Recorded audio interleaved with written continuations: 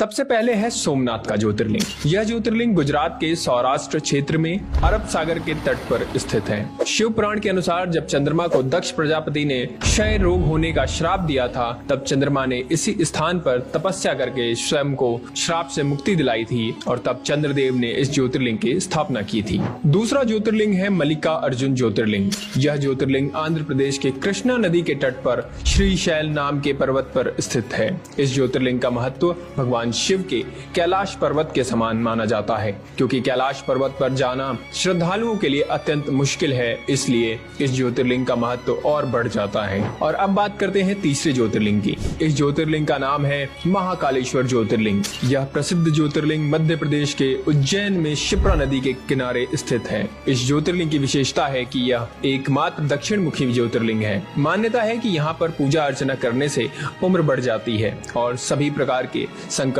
टल जाते हैं। चौथा ज्योतिर्लिंग है ओमकारेश्वर ज्योतिर्लिंग। यह ज्योतिर्लिंग मध्य प्रदेश के प्रसिद्ध शहर इंदौर के पास स्थित है। जिस स्थान पर ज्योतिर्लिंग है उस स्थान पर नर्मदा नदी बहती है और यह नदी चारों ओर बहती है, जिसमें यहाँ ओम का आकार बनता है, इसलिए इसे ओमकारेश्वर के नाम से जाना जाता है। मान्यता है कि तीर्थयात्री सभी तीर्थों से जल लाकर ओमकारेश्वर में अर्पित करते हैं और तभी उनके सारे तीर्थ पूरे माने जाते हैं। पांचवा है केदारनाथ ज्योतिर्लिंग।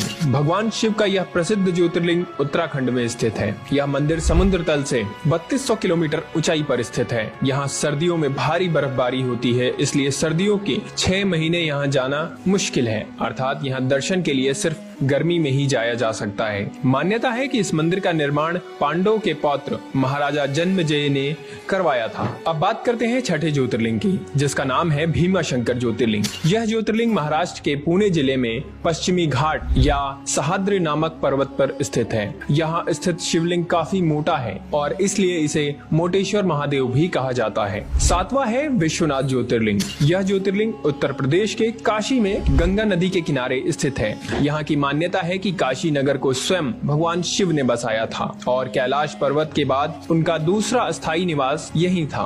कहा यह भी जाता है कि काशी भगवान शिव के त्रिशूल पर टिका हुआ है और माना जाता है कि जिस जगह ज्योतिर्लिंग स्थित है वो जगह कभी भी लुप्त नहीं होती और सदियों से वैसी की वैसी स्थापित है। कहते हैं जो भक्त इस शहर में आकर भगवान शिव की पूजा करते हैं उन्हें हर तरह के पाप से मुक्ति मिल जाती है। आठवां ज्योतिर्लिंग है त्र्यंबकेश्वर ज्योतिर्लिंग। यह ज्योतिर्लिंग गोदावरी नदी के किनारे महाराष्ट्र राज्य के नासिक जिले में स्थित है। कहा जाता है कि गौतम ऋषि और गोदावरी नदी के बुलाने पर भगवान शिव को इस ज्योतिर्लिंग में आकर बसना पड़ा था। इस ज्योतिर्लिंग की सबसे खास बात यह है कि यहाँ ब्रह्मा, विष्णु और महेश तीनों ही विराजित हैं, जबकि अन्य सभी ज्योतिर्लिंग में केवल भगवान शिव ही विराजित हैं। अब बात करते हैं 9वें ज्योतिर्लिंग की, जिसका नाम है वैद्यनाथ ज्योतिर्लिंग। यह ज्योतिर्लिंग झारखंड राज्य के देवघर में विराजमान है। मान्यता है कि इसे लंकापति रावण ने स्थापित किया था। दरअसल इस शिवलिंग को रावण ने अपने 9 सिरों की भेंट चढ़ाकर भगवान शिव से वरदान मांगा था। 10वां ज्योतिर्लिंग है नागेश्वर ज्योतिर्लिंग। यह ज्योतिर्लिंग गुजरात के बडोदरा क्षेत्र में गोमती द्वारका के पास स्थित है।